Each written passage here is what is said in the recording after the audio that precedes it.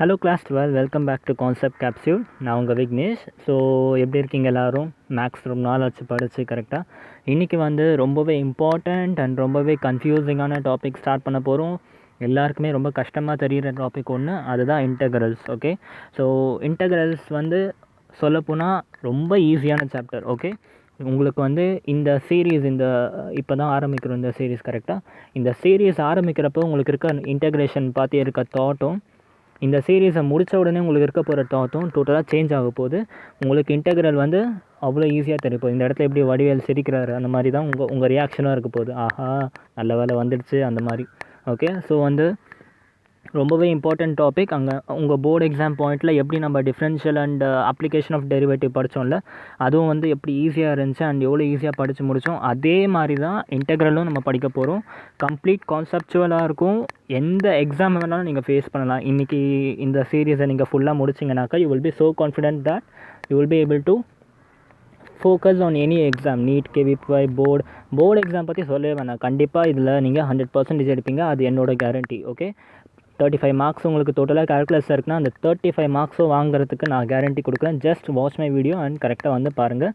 Okay, so let's start the video. And before starting the lesson முக்கியமாக பார்க்க போகிறது என்னென்னா, இதை சொல்லிக்கணும் முக்கியமாக. ஓகே, ப்ளீஸ் கொஞ்சம் ஹெல்ப் பண்ணணும்னு நினச்சிங்கன்னா தயவு செஞ்சு சப்ஸ்கிரைப் பண்ணுங்கள். பிகாஸ் ரெஸ்பான்ஸ் ரொம்ப கம்மியாக கிடைக்குது எனக்கு. கண்டிப்பாக உங்களோட சப்போர்ட் இருந்தால் தான் என்னால் ஃப்யூச்சரில் ரொம்ப மோட்டிவேட்டடாக ரொம்ப போட முடியும். ஓகே, சப்ஸ்கிரைபர் கவுண்ட் பாருங்கள். ஸோ நான் உங்களுக்கு போர்டில் லைவாக கிளாஸ் எடுக்கணும்னு நினச்சிங்கன்னா கொஞ்சம் எனக்கு அதுக்கான ஹெல்ப் தேவைப்படுது. அதுக்கு ஹெல்ப் பண்ணிங்கன்னா it will be very good for me. Okay, so that's all. Let's begin. Okay guys, இன்றைக்கி என்ன டாபிக்னா இன்டெக்ரேஷன். ஓகே, இன்றைக்கி முக்கியமாக இன்டெக்ரல்னால் என்னென்னு ஃபஸ்ட்டு ஃபீல் பண்ணிவிடுவோம். ஓகே, இன்றைக்கி நம்ம எந்த சம்ஸும் போட போகிறது கிடையாது, எந்த இதுவும் பண்ண போகிறது கிடையாது. நம்ம மெயின் இன்டென்ஷன் என்ன, வாட் இஸ் இன்டெக்ரல் அப்படிங்கிறத ஒரு ஃபீல் கொண்டு வரணும்.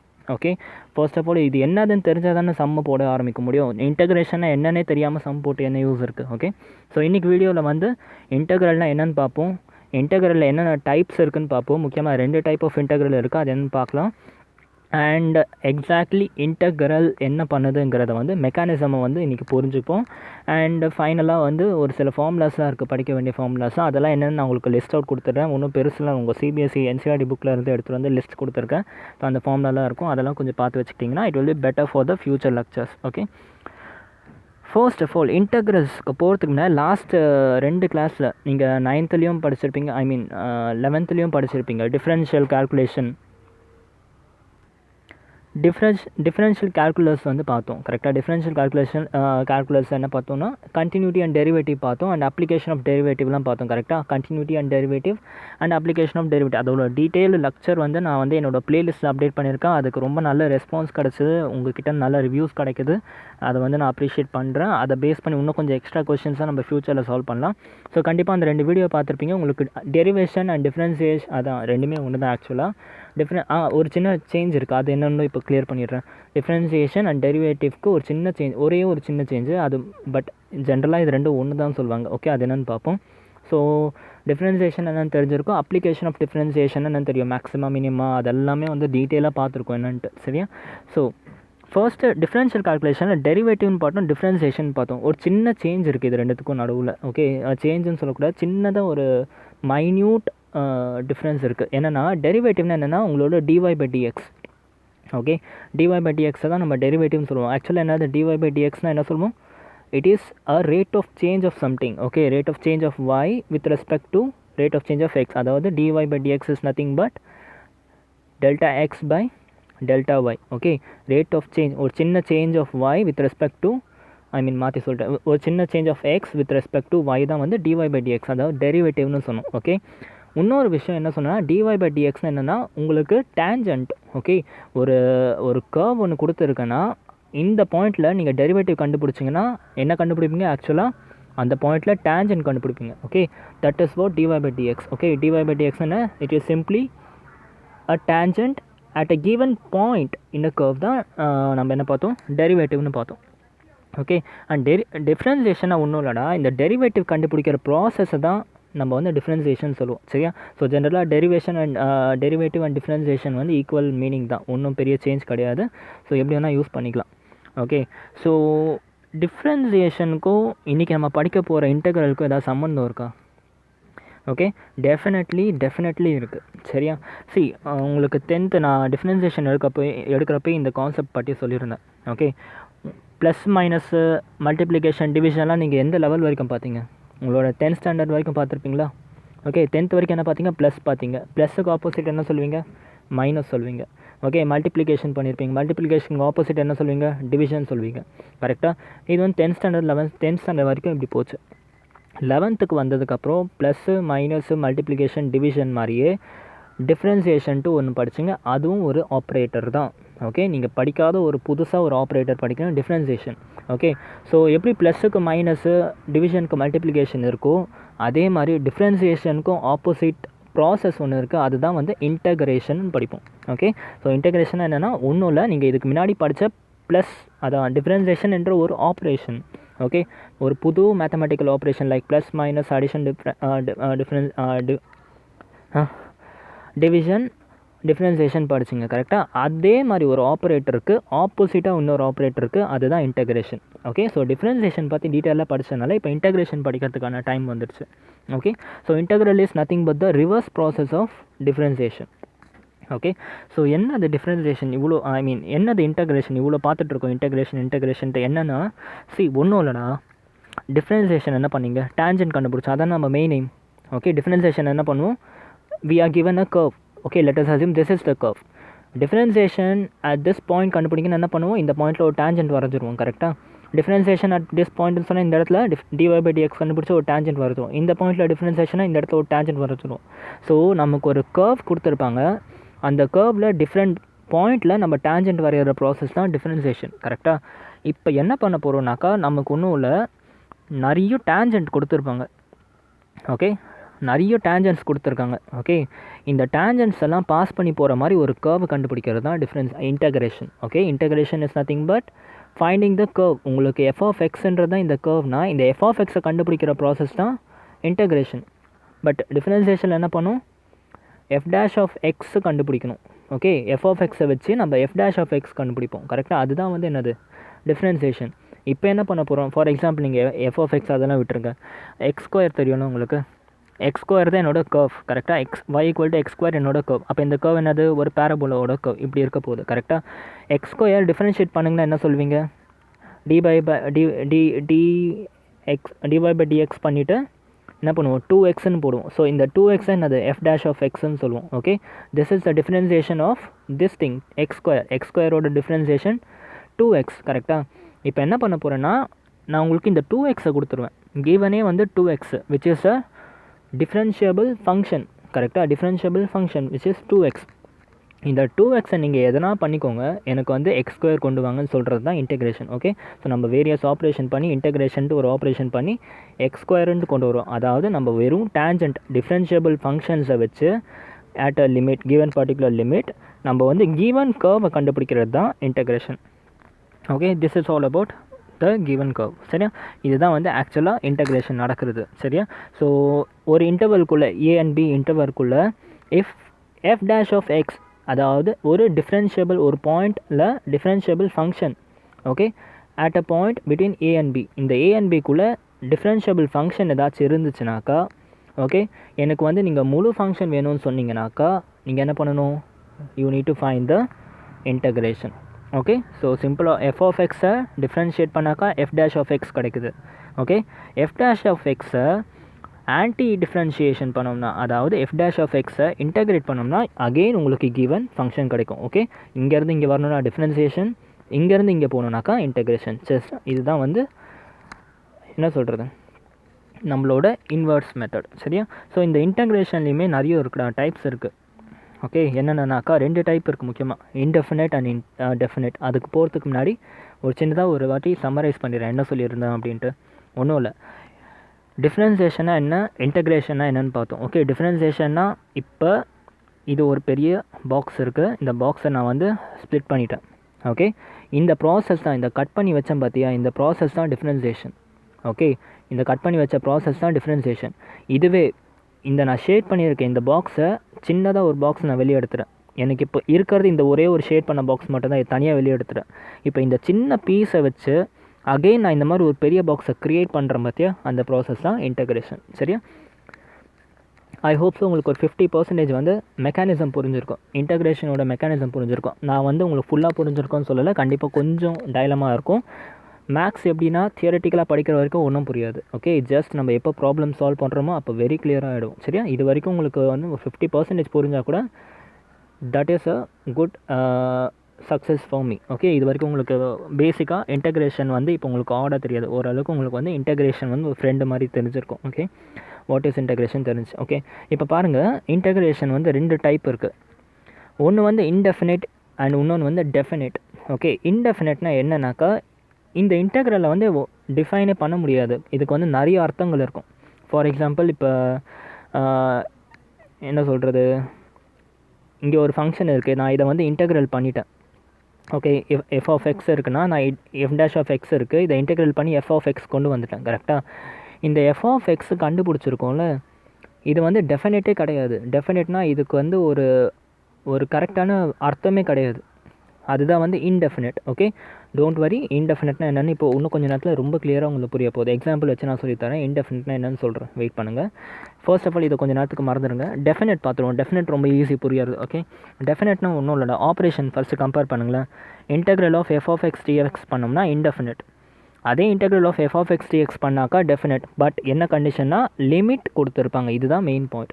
ஓகே, டெஃபினட் இன்டெக்ரல்னால் ஒரு 2 லிமிட்குள்ளே நீங்கள் கண்டுபிடிக்கிற இன்டெக்ரல் வந்து டெஃபினட் இன்டெக்ரல்.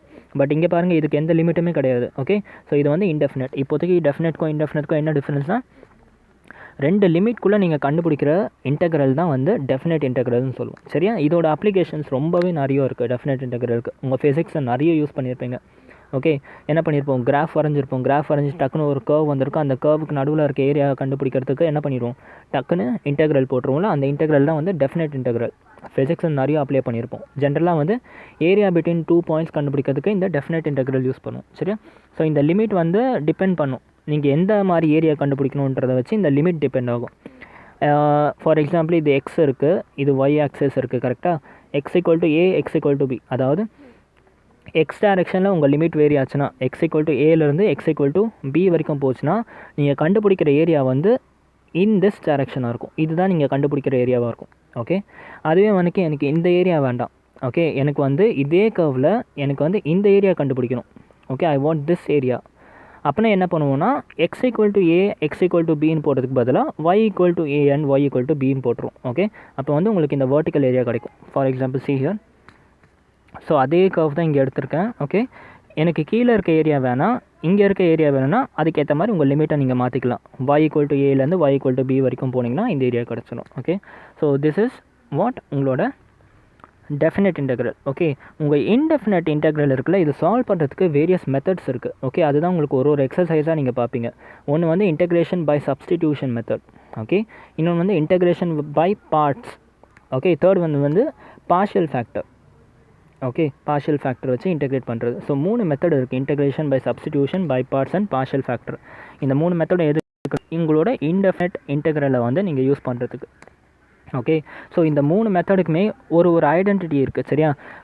ஆக்சுவலாக இந்த இன்டெகிரேஷன் அண்ட் டிஃப்ரென்சியேஷன் வந்து எதுக்கு கஷ்டமாக ஆகும் எல்லாருக்கும் அப்படின்னாக்கா, இந்த ப்ராசஸை வந்து அவங்க புரிஞ்சுக்க மாட்டாங்க. ஓகே, என்னோடய மெத்தட் நீங்கள் படிச்சிங்கன்னா இந்த ப்ராசஸ் நீங்கள் புரிஞ்சுப்பீங்க. என்ன ப்ராசஸ்ன்னு ஃபஸ்ட்டு கவனிங்க. சரி, 3 மெத்தட்ஸ் இருக்குதுன்னு சொன்னால, இப்போ நீங்கள் வந்து ஜட்ஜ் பண்ணணும். ஒரு ஃபங்க்ஷன், கிவன் ஃபங்க்ஷனை பார்த்த உடனே நீங்கள் வந்து அந்த ஃபங்க்ஷனில் எந்த மெத்தட் ஆஃப் இன்டெகிரேஷன் அப்ளை பண்ண போகிறேங்கிறத நீங்கள் ஜட்ஜ் பண்ணணும். ஓகே, ஸோ என்ன டார்கெட்னா ஐடென்டிஃபை த ஃபார்ம். ஓகே, எந்த ஃபார்மில் இருக்குன்ட்டு ஐடென்டிஃபை பண்ணணும் ஃபங்க்ஷனை பார்த்துட்டு. F of X equal to for example வந்து sine X, okay, plus 2x அந்த மாதிரி ஃபங்க்ஷன் கொடுத்தாங்கன்னா நீங்கள் அந்த ஃபங்க்ஷனை பார்த்த உடனே you need to first of all identify the form. எந்த ஃபார்மில் இருக்குது அப்படிங்கிறத வந்து நீங்கள் ஃபர்ஸ்ட் ஆஃப் ஆல் ஐடென்டிஃபை பண்ணணும். ஓகே, அந்த ஃபார்ம் ஐடென்டிஃபை பண்ணிட்டீங்கன்னா நீங்கள் கம்பேர் பண்ணணும். இந்த 3 மெத்தடில் எந்த மெத்தடில் நான் வந்து போட்டு இந்த கொஷனை சால்வ் பண்ண போகிறேன்ட்டு. ஓகே, ஒருவேளை நீங்கள் அந்த மொத்தம் கரெக்டாக பண்ணலன்னு வச்சுக்கோங்களேன், இந்த ப்ராசஸ் நீங்கள் ஐடென்டிஃபிகேஷன் அப்ளிகேஷன் கரெக்டாக பண்ணலனாக்கா you can not integrate that thing. Okay, என்ன பண்ணுவீங்க, உங்கள் சம் வந்து லென்த்தியாக போயிடும். 2 பாசிபிலிட்டி இருக்குது. ஒருவேளை இந்த இடத்துல நீங்கள் தப்பு பண்ணிட்டீங்கன்னா ஒன்று நீங்கள் சம்மை வந்து ரொம்ப லென்த்தியாக போட்டுருவீங்க, ஒரு 10 நிமிஷத்தில் போட வேண்டிய சம்மை நீங்கள் 1 hour கூட ஆக்கிறதுக்கு சான்ஸ் இருக்குது. சரியா? அப்படி இல்லைனா உங்களுக்கு ஆன்சரே வராது, கம்ப்ளீட்டாக உங்கள் ஆன்சரே தப்பாகிடும். Okay, so this thing is very important. Okay, so இந்த விஷயம் உங்களுக்கு வந்து கரெக்டாக இருக்கும், கண்டிப்பாக நான் அஷ்யூர் பண்ணுறேன். என்னோடய வீடியோஸ்லாம் கரெக்டாக பார்த்துட்டே வாங்க. எப்போவுமே நீங்கள் இந்த விஷயத்தை தப்பு பண்ண மாட்டீங்க. அப்போ இந்த விஷயத்தை தப்பு பண்ணலன்னா உங்களுக்கு எந்த கொஷனும் தப்பே ஆகாது. ஓகே, ஸோ இந்த மூணுத்தையும் நம்ம டீட்டெயிலாக கிறிஸ்ப் அண்ட் கிளியராக படிக்க போகிறோம். ஸோ அதனால் உங்களுக்கு வந்து எந்த ப்ராப்ளமும் இருக்காது இந்த இதுவில்.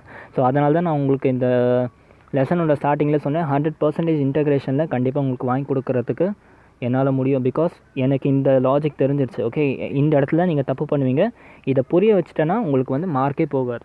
Okay, so this is all about the introduction part of this thing. Okay, இப்போ நம்ம இன்டெஃபினைட் இன்டெக்ரல்னால் என்னன்றதை ஜஸ்ட் இப்போ ஃபீல் பண்ணலாம். Okay, what is indefinite integral?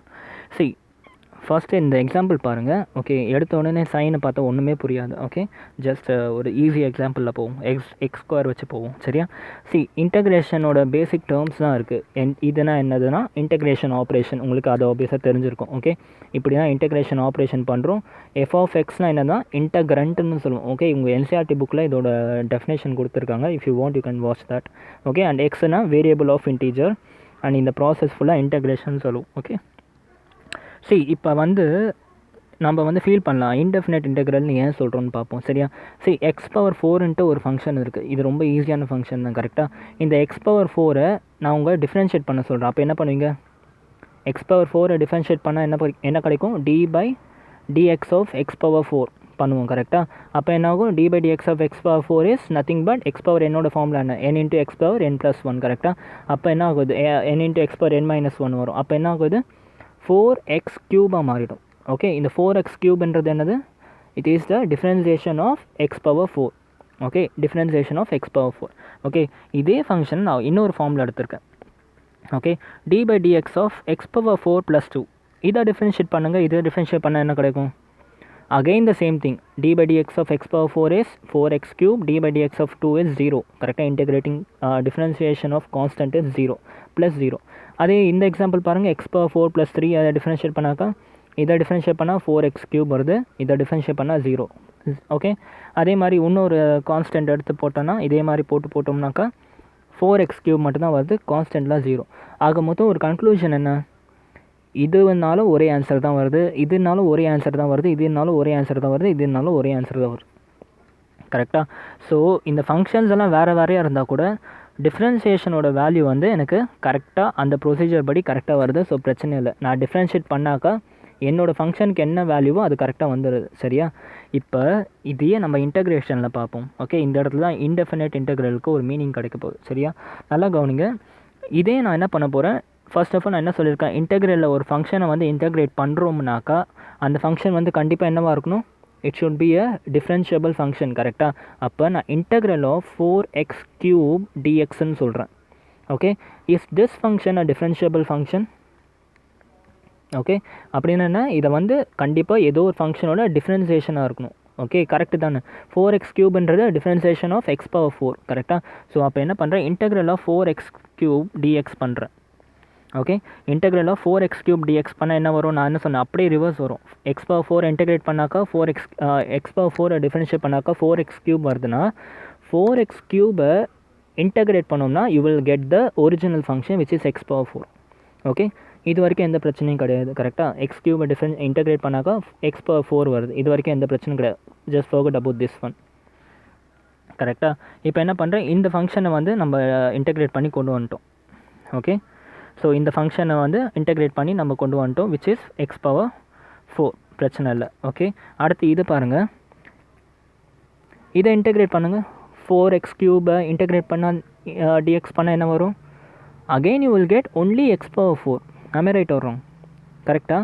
அதே இதையும் இன்டெகிரேட் பண்ணுங்கள், 4x³ இன்டெகிரேட் பண்ணுங்கள், again you will get x⁴ தான். ஓகே, என்ன சொல்ல வரேன்னா, இப்போ நீங்கள் இன்டெகிரேட் பண்ணும்போது இந்த ஒரே ஒரு ஃபங்க்ஷனை இன்டெகிரேட் பண்ணும்போது 3 வேல்யூ வந்துச்சு. ஓகே, எல்லா வேல்யூமே ஈக்குவலாக இருக்குது. அதாவது 4x³ இன்டெகிரேட் பண்ணால் x⁴ வருது. Can I say that 4x³ இந்த ஃபங்க்ஷன் வேணும் எனக்கு, நான் இந்த ஃபங்க்ஷன் தனியாக எடுத்துருக்கேன். ஓகே, இது யூனிக்காக வச்சுப்போம். இப்போ இந்த 4x³ நான் இன்டெகிரேட் பண்ணுறேன். ஓகே, இன்டெகிரேட் பண்ணி கேன் ஐ சே டைரக்ட்லி எனக்கு வந்து x⁴ + 2 வரும்னு சொல்லலாமா? இந்த கேஸ் பண்ணிவிட்டு கேட்டால் நான் இந்த கேஸ் இன்டெகிரேட் பண்ணால் அதனால x⁴ + 2 போட்டுக்கிறேன். அதுவே இந்த கேஸ் எடுத்து நான் இன்டெகிரேட் பண்ணுறேன். ஓகே, 4x³ இன்டெகிரேட் பண்ணாக்கா இவருக்கு x⁴ + 3 சொல்ல முடியுமா நம்மளால்? ஒரு யூனிக்காக ஒரு வேல்யூ சொல்ல முடியாது. x⁴ வரப்போகுது, எல்லாத்துக்குமே x⁴ தான் வரப்போகுது. ஓகே, பட் x⁴ + 1 இல்லை x⁴ + 2 இல்லை x⁴ + 3 அது உங்களால் சொல்ல முடியல. கரெக்டாக? That is not unique. x⁴ correct, but x⁴ கூட என்ன வரும்ன்ட்டு நம்மளால் சொல்ல முடியல. அந்த விஷயத்த சொல்கிறதுக்கு தான் நம்ம என்ன பண்ணுவோம்னா x⁴ + c போடுவோம். ஓகே, இந்த c தான் கான்ஸ்டன்ட். ஓகே, இந்த கான்ஸ்டன்ட்டில் நீங்கள் 2ம் போட்டுக்கலாம், இந்த கான்ஸ்டன்ட்டில் 3யும் போட்டுக்கலாம், இந்த கான்ஸ்டன்ட்டில் நீங்கள் c போட்டுக்கலாம், இந்த கான்ஸ்டன்ட்டில் என்ன வேணால் போட்டுக்கலாம். ஓகே, அப்போ என்ன கன்க்ளூஷன் வருதுன்னா, நம்ம ஒரு விஷயத்தை இன்டெகிரேட் பண்ணுறோம்னாக்கா நமக்கு அந்த ஃபங்க்ஷனோட ஃபேமிலி கிடைக்கும். ஓகே, அந்த ஃபங்க்ஷனோட ஃபேமிலி கிடைக்கும். இப்போ இந்த ஃபேமிலியை வச்சு, ஓகே, இந்த ஜென்ரல் ஃபார்மை வச்சு நம்ம என்ன பண்ணிக்கலாம், ஃபங்க்ஷனுக்கு ஏற்ற மாதிரி நம்ம மாற்றிக்கலாம். ஓகே, ஸோ அதுதான் வந்து உங்களோட டெஃபினட் இன்டெக்ரல் கேட்டகரி. ஓகே, இப்போதைக்கு நம்ம வந்து ஃபஸ்ட்டு 6 சாப்டரில் வந்து இந்த சியை பற்றி கவலைப்பட மாட்டோம். ஓகே, ஃபர்ஸ்ட்டு 6 யூனிட்டில் வந்து அந்த ஃபர்ஸ்ட் 6 எக்ஸசைஸை வந்து இதை பற்றி நம்ம பேச மாட்டோம். சரியா? ஸோ இதுக்கு எப்படி நம்ம வேல்யூ கண்டுபிடிக்க போகிறோம், எப்படி வந்து இந்த பர்டிகுலர் ஃபங்க்ஷனுக்கு இந்த ஃபங்க்ஷன் வச்சு போட்டால் 3ன்னு வருதில்ல, இந்த ஃபங்க்ஷன் வச்சு 2ன்னு வருதில்ல, இப்படி வச்சு போட்டால் c வருதில்ல. ஸோ எந்த கண்டிஷன் வச்சு போட்டோம்னா எப்போ நமக்கு இந்த ஆன்சர் வருங்கிறத நம்ம வந்து எப்போ பார்ப்போம்னாக்கா ஒரு 4-5 எக்ஸசைஸ் போனதுக்கப்புறம் பார்ப்போம். ஓகே, இப்போ வரைக்கும் உங்களுக்கு வந்து ஏன் இதை வந்து இன்டெஃபினட் இன்டெக்ரல்னு சொல்கிறோன்னு புரியுதா? பிகாஸ் நம்மளால் வந்து இதுக்கு வந்து டிஃபைன் பண்ண முடியல. இந்த x⁴ இதோட ஃபங்க்ஷனாக இல்லை இதோட ஃபங்க்ஷனாக நம்மளால் கரெக்டாக டிஃபைன் பண்ண முடியல. இன் ஜெனரல் நம்ம c வச்சு போட்டுருவோம். Okay, that is known as indefinite integral. Okay, புரியுதா? இதை இன்னொரு எக்ஸாம்பிளில் சொல்லணுன்னாக்கா இந்த காஸ் வச்சுப்போம். டிஃப்ரென்சியேஷன் ஆஃப் sin x என்னது? Differentiation of sin x is cos x, நல்லாவே தெரியும். கரெக்டாக? அதே மாதிரி டிஃப்ரென்சியேஷன் ஆஃப் sin x + 4 அதுவும் cos x தான். டிஃப்ரென்சியேஷன் ஆஃப் sin x + 5 அதுவும் cos x தான். டிஃப்ரென்சியேஷன் ஆஃப் sin x + 6 அதுவும் cos x தான். ஓகே, இப்போ இன்டகிரேஷன் ஆஃப் cos x என்னது? இன்டகிரேஷன் ஆஃப் cos x வந்து இப்போ நீங்கள் படிப்பீங்க. ஓகே, இப்போதைக்கு ஞாபகம் வச்சுக்கோங்க, அதோட இன்வர்ஸ் தான் வரும் ஆப்வியஸாக. கரெக்டாக? இன்டகிரேஷன் ஆஃப் cos x வந்து sin x. ஓகே, இந்த இடத்துல இன்டகிரேஷன் ஆஃப் cos x பண்ணால் sin x தான் கிடைக்கும். sin x + 4 கிடைக்குமா? கிடைக்காது. யூ வில் கெட் இந்த sin x. கரெக்டாக? ஒரு யூனிக் கிடையாது. இந்த இடத்துல நான் இன்டகிரேஷன் ஆஃப் cos x பண்ணால் அகைன் எனக்கு இன்டகிரேஷன் ஆஃப் cos x வந்து sin x தான் கிடைக்கும். sin x + 5 கிடைக்காது. இன்டகிரேஷன் ஆஃப் cos x பண்ணால் sin x + 6 கிடைக்குமா? கிடைக்காது. வெறும் sin x தான் கிடைக்கும். ஓகே, ஸோ இந்த மாதிரி இன்டெஃபினட்டாக இருக்கிறதுனால என்ன பண்ணுவோம்னா ஜென்ரலாக cos x இன்டகிரேட் பண்ணிவிட்டு நம்ம டேரெக்டாக என்ன பண்ணிடுவோம், integral of cos x dx வெறும் sin xன்னு போடாமல் sin x + c போடுவோம். ஓகே, ஸோ என்ன ஆகுது, இப்போ வந்து நம்ம எந்த கண்டிஷன் எந்த ஃபங்க்ஷன் கொடுக்குறோமோ அந்த கண்டிஷன் கேட்ட மாதிரி நம்ம சியோட வேல்யூ கண்டுபிடிப்போம். ஓகே, அந்த ப்ராசஸ் தான் பாயிண்ட் ஆன் கர்வ்னு சொல்லுவோம். இதை பற்றிலாம் இப்போ டீப்போ நம்ம சியை பற்றி இப்போ பேச வேணாம். இப்போதைக்கு இந்த சி ஏன் போடுறாங்கன்ட்டு உங்களுக்கு புரியுதா? ஏன்னா ஒரே ஒரு வாட்டி பண்ணிட்டோம்னாக்கா ப்ராப்பராக நம்மளால் இந்த இன்டெக்ரேஷனை வந்து டிஃபைன் பண்ண முடியாது. எந்த ஃபங்க்ஷனுக்கு இந்த இன்டெக்ரேஷன் வந்து வருதுன்றதை நம்மளால் சொல்ல முடியாது. ஓகே, ஸோ அதனால் ஒரு c ஒரு கான்ஸ்டன்ட் எப்போவுமே வந்து கூட வச்சுப்போம். எப்போல்லாம் இன்டெக்ரேட் பண்ணுறோமோ அப்போல்லாம் c ஒரு கான்ஸ்டன்ட் கூடவே வரும். ஓகே, ஸோ அந்த கான்ஸ்டன்ட்டோட வேல்யூ வந்து நம்ம வந்து பேஸ்ட் ஆன் மெத்தட். ஓகே, அது என்ன மெத்தடுன்னு நம்ம ஃப்யூச்சரில் படிப்போம். இப்போ அதை பற்றி நீங்கள் கவலைப்பட தேவையில்லை. ஓகே, ஸோ இப்போ புரியுதா இன்டெஃபினட் இன்டெக்ரல்னால் என்னன்ட்டு? கிளியராக புரிஞ்சிச்சா? டெஃபினட் அண்ட் இன்டெஃபினட் இன்டெக்ரல் பற்றி ஒரு கிளியர் ஐடியா கிடச்சிச்சுன்னா அவ்வளோதான். இன்றைக்கி லெக்சர் முடிச்சிடலாம். டோன்ட் வரி, இன்னொரு இன்ட்ரடக்ஷன் பார்ட் மட்டும் இருக்குது, அதை மட்டும் முடிச்சிடலாம். சரியா? இது வரைக்கும் என்னென்ன சொன்னேன்? டிஃப்ரென்சியேஷன் என்னென்னு சொல்லியிருக்கேன். ஓகே, இன்டெக்ரல்னால் என்னென்னு உங்களுக்கு ஃபீல் கொடுத்துருக்கேன். வாட் இஸ் இன்டெக்ரல்ன்ட்டு ஒரு ஃபீல் வந்திருக்கு. அண்ட் அதுக்கப்புறம் இன்டெக்ரலில் 2 டைப் இருக்குது, இன்டெஃபினட் அண்ட் டெஃபினட் இருக்குது. இன்டெஃபினட்னா என்னென்னு உங்களுக்கு ப்ரூவ் பண்ணி காமிச்சேன் ஜஸ்ட் நவ், ஏன் வந்து இன்டெஃபினட் இன்டெக்ரல்னு சொல்கிறோன்ட்டு. ஓகே, அண்ட் டெஃபினட் இன்டெக்ரல்னால் ஒன்றும் இல்லை, அந்த சியோட வேல்யூ கண்டுபிடிக்கிற ப்ராசஸை நம்ம டெஃபினட் இன்டெக்ரல்னு படிப்போம். ஓகே, 2 பாயிண்ட்டுக்கு நடுவில் இருக்க ஏரியாவை கண்டுபிடிக்கிறது definite integral. Indefinite integral solve பண்ணுறதுக்கு 3 method. Okay, substitution, by part and partial factor மெத்தடுன்னு இருக்குது. அண்ட் அதோட பேசிக்ஸை நம்ம இன்னும் போக போக நல்லா புரிஞ்சுப்போம். ஓகே, இது வந்து உங்களுக்கு கொடுத்த எக்ஸாம்பிள். இன்டெஃபினட் இன்டெக்ரல்னா என்னன்னு உங்களுக்கு வந்து ப்ரூவ் பண்ண எக்ஸாம்பிள். இன்னொரு வாட்டி சின்னதாக சொல்லிடுறேன். டிஃப்ரென்சியேஷன் வந்து யூனிக்காக இருக்குது. sin x டிஃப்ரென்ஷியேட் பண்ணாலும் ஒரு ஆன்சர் வரப்போகுது. ஆன்சரை பற்றி கவலை இல்லை, நமக்கு ஃபங்க்ஷன் தான் கவலை. ஓகே, நீங்கள் இப்போ இதை டிஃப்ரென்ஷியேட் பண்ணால் cos x தான் வருது. பட் நீங்கள் டிஃப்ரென்சியேஷன் அப்ளை பண்ண மெத்தட் கரெக்டு தானே? ஒரே மெத்தடில் அப்ளை பண்ணி உங்களுக்கு 3 ஆன்சரும் வந்துடுச்சு. ஓகே, வேறு ஃபங்க்ஷனாக இருந்தாலும் அந்த ஃபங்க்ஷனுக்கு ஏற்ற மாதிரி ஆன்சர் வந்துடுச்சு. ஓகே, பட் நான் இதை வந்து இன்டெகிரேட் பண்ணனாக்கா எனக்கு ரெக்வயர்ட் ஃபங்க்ஷன் கிடைக்கணும் கரெக்டாக. பட் காஸ் எக்ஸை இன்டெகிரேட் பண்ணாக்கா எனக்கு ரெக்வயர்ட் ஃபங்க்ஷன் கிடைக்க மாட்டேங்குது. ஓகே, ஸோ அந்த ஒரு டிஃபிகல்ட்டியை நம்ம சமாளிக்கிறதுக்காக தான் ஒரு கான்ஸ்டன்ட் சி ஆட் பண்ணிக்கிட்டோம். ஓகே, இப்போ இதை இன்டெகிரேட் பண்ணிட்டோம்னா sin x + c, இந்த சியோட வேல்யூ வேணுமா, நீங்கள் ஃபங்க்ஷன் கொடுங்க, ஃபங்க்ஷனுக்கு இருக்க லிமிட் கொடுங்க, அந்த லிமிட்டை வச்சு நான் சியோட வேல்யூ சொல்கிறேன் அப்படின்னு நீங்கள் சொல்லலாம். ஓகே, ஸோ அதனால தான் இன்டெகிரல் கூட எப்போவுமே வந்து c ஒரு வேல்யூ வந்து வரும். சரியா? So this is all about the basics of integration. சரியாடா? இன்டெகிரேஷன்னா இது தான். எனக்கு தெரியும் உங்களுக்கு வந்து ஒரு 50% வந்து இன்டெகிரேஷன் என்னென்னு தெரிஞ்சிருக்கும். சரியா? நான் ஆஸ் யூஷுவல் நான் சொன்ன மாதிரி மேக்ஸ்ன்றது தியரிட்டிக்கலாக படித்தா எப்போவுமே புரியாது. ஓகே, ஜஸ்ட் என் கூட வந்து ஒரு 2-3 வீடியோஸ் வந்து என் கூட வந்து பாருங்கள். கண்டிப்பாக இந்த இன்டெகிரேஷன் நீங்கள் பார்க்குற ப்ராஸ்பெக்டிவே மாறிடும். சரியா? ஜஸ்ட் கொஞ்சம் பிலீவ் பண்ணிவிட்டு என் கூடவே வாங்க. அண்ட் என்னப்பா இன்டெகிரேஷன் நல்லா இவ்வளோ தூரம் சொல்லி கொடுத்துருக்கேன், சப்ஸ்கிரைப் பண்ணாலும் இன்னும் சப்ஸ்கிரைப் பண்ணாமல் இருக்கீங்க. ஓகே, ஸோ யாராச்சும் பண்ண மறந்துருந்தீங்கன்னா இல்லை லைக் பண்ண மறந்துருந்தீங்கன்னா ப்ளீஸ் சப்ஸ்கிரைப் பண்ணிவிட்டு, அண்ட் இன்னைக்கு கிளாஸ் எப்படி இருந்துச்சுன்னு கொஞ்சம் சொல்லுங்கள். ஓகே, ஏதாச்சும் இம்ப்ரூவ்மெண்ட் வேணுமா, இல்லை இன்னைக்கு கிளாஸ் உங்களுக்கு மேலே புரிஞ்சிருந்ததுனாக்கா feel free to tell me இந்த கமெண்ட் பாக்ஸ். ஓகே, அப்போ தான் எனக்கு ஒரு மோட்டிவேஷன் கிடைக்கும். ஓகே, ஸோ தட்ஸ் ஆல்டா. இதெல்லாம் முடிஞ்சு, இன்டெகிரேஷன் என்னெல்லாம் முடிஞ்சு. இப்போ வந்து லெசனுக்கு ஆரம்பிக்கிறதுக்கு முன்னாடி டிஃப்ரென்சியேஷனுக்கு வந்து மெத்தட் இருந்துச்சு கரெக்டாக. sin x டிஃப்ரென்ஷியேட் பண்ணால் எப்படி cos x வந்துச்சு, ஒரு பெரிய மெத்தட் ஒன்று போத்தோம் கரெக்டாக, ஒரு பெரிய ப்ரூஃப் ஒன்று அதுக்கு கரெக்டாக. அந்த மாதிரி ப்ரூஃப் வச்சு நம்ம இந்த வேல்யூஸ்லாம் கண்டுபிடிச்சோம் கரெக்டாக. இன்டெகிரேஷனில் நம்ம அந்த மாதிரி ப்ரூஃப் இருக்குது, பட் ஆனால் இப்போ அந்த ப்ரூஃப்லாம் நம்ம போட மாட்டோம். சரியா? ஏன்னா அது உங்கள் லெவலுக்கு அந்த ப்ரூஃப்லாம் இல்லை. டேரெக்டாக நீங்கள் ஒரு சில விஷயத்தை வந்து படிக்கணும். Okay, for example differentiation of x power n என்னது, differentiation of x power n வந்து n into x power n minus 1 படித்தோம்ல, அதே மாதிரி அது ஒரு பக்கம் இருக்கட்டும், அது பார்க்காதீங்க. இங்கே பாருங்கள், d/dx of x power n + 1/n+1 இருந்துச்சுனாக்கா அதை வந்து நம்ம என்ன சொல்வோம்னாக்கா x பவர் என்னன்னு சொல்லுவோம். சரியா? x பவர் n டிஃப்ரென்ஷியேட் பண்ணாக்க ஒரு வேல்யூ வருது கரெக்டாக. x பவர் n டிஃப்ரென்ஷியேட் பண்ணாக்க என்ன value, n into x power n minus 1 வருதா. நீங்கள் எப்படியும் சொல்லலாம், n into x power n minus 1 integrate பண்ணிங்கன்னா x பவர் n கிடைக்கும் கரெக்டாக. அதே இன்னொரு பர்ஸ்பெக்டிவில் பார்க்கணுன்னாக்கா x power n+1/n+1 = x power n. Okay, அதே மாதிரி டிஃப்ரென்சியேஷன் ஆஃப் x = 1, அப்போ இன்டகிரேஷன் ஆஃப் 1 = என்ன வரும், x. ஓகே, ஜஸ்ட் அது கூட ஒரு c ஆட் பண்ணிக்கோங்க. அதே மாதிரி x பவர் n இன்டகிரேட் பண்ணாக்க என்ன வரும், x power n+1 / n+1 + c ஞாபகம் வச்சுக்கோங்க. ஓகே, ஸோ இந்த மாதிரி சின்ன சின்ன ஃபார்முலாஸ்லாம் இருக்குது, அதை மட்டும் பார்த்துருவோம். டிஃப்ரென்சியேஷன் ஆஃப் sin x வந்து cos x, அப்போ differentiation of cos x integration of cos x வந்து என்ன வரும், sin x கரெக்டாக plus c.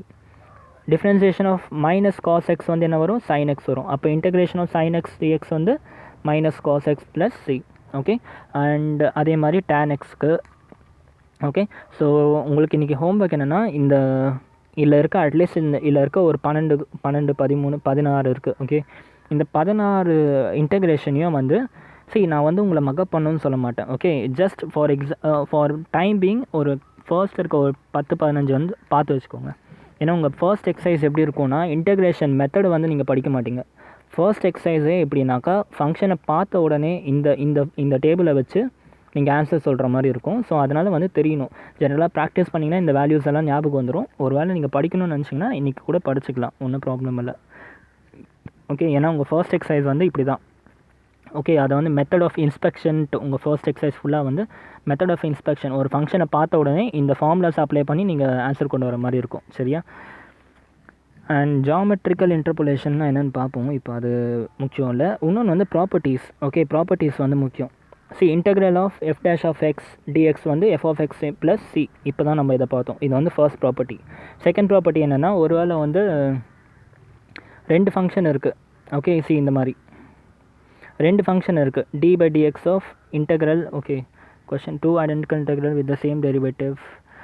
Okay, so 2 integral இருக்குது. நடுவில் f(x + g(x)ன்னு இருந்துச்சு. என்ன பண்ணிக்கலாம், உங்களுக்கு பேசிக்காக தெரிஞ்ச மெத்தட் வந்து ஃபஸ்ட்டு இதை தனியாக இன்டெகிரேட் பண்ணிக்கோங்க, அப்புறம் இதை தனியாக இன்டெகிரேட் பண்ணிக்கோங்க. தனித்தனியாக பண்ணிக்கலாம். For example, integral of f(x dx) plus integral of g(x dxன்னு போட்டுக்கலாம். சரியா? ஒரு வேளை 2 மெத்தட் இருந்துச்சுன்னா, அப்படி 2 ஃபங்க்ஷன் இன்டெக்ரலுக்குள்ளே இருந்துச்சுனாக்கா தனித்தனியாக நீங்கள் பிரித்து எழுதிக்கலாம். ஓகே, அதே மாதிரி வந்து ஓகே இங்கே இருக்க பாருங்கள், இன்டெக்ரல் ஆஃப் f(x + g(x) இருந்துச்சுனாக்கா integral of F of X போட்டுட்டு integral of D of X தனியாக போட்டுக்கலாம். ஓகே, ஃபோர்த் ஃபங்க்ஷன் என்ன, இன்டெக்ரல் ஆஃப் கே, ஒரு கான்ஸ்டன்ட் கே இருந்துச்சுன்னா, ஓகே ஃபங்க்ஷன் வந்து கான்ஸ்டன்ட் கே இருந்துச்சுன்னா அந்த கேவை நீங்கள் கான்ஸ்டன்ட்டை வெளியே எடுத்துகிட்டு அந்த ஃபங்க்ஷனை மட்டும் இன்டெகிரேட் பண்ணிக்கலாம். இதெல்லாம் தெரிஞ்ச ப்ராசஸ் தான். ஓகே, அண்ட் அதுக்கப்புறம் இந்த மாதிரி K1 K2 K3 இந்த மாதிரிலாம் தனித்தனியாக இருந்துச்சுனாக்கா அதே மாதிரி தனித்தனியாக ஸ்ப்ளிட் பண்ணிக்கலாம். இது மட்டும் தனியாக ஒரு இன்டெக்ரல் எடுத்துக்கலாம். ஓகே, அதுக்கப்புறம் இதை தனியாக ஒரு இன்டெக்ரல் மாதிரி எடுத்துக்கலாம். ஓகே, இதெல்லாம் எக்ஸாம்பிள் போகிறப்ப புரியும்.